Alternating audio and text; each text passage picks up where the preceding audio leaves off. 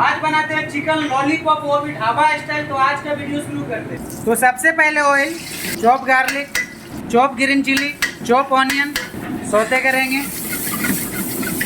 अब डालेंगे chilli paste, tomato ketchup, थोड़ा सा ग्रीन चिली सॉस।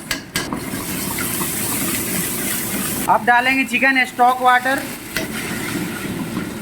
अब डालेंगे मसाला। तो सबसे पहले नमक, white paper, black pepper, sugar mix करेंगे, ठीक करेंगे। इसके लिए डालेंगे कॉर्नफ्लोर। अब डालेंगे कोटिंग किया हुआ लॉलीपॉप, थोड़ा सा फ्रेश धनिया,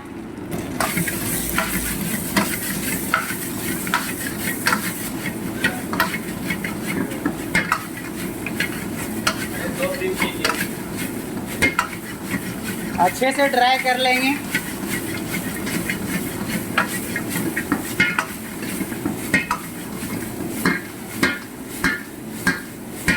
रेडी।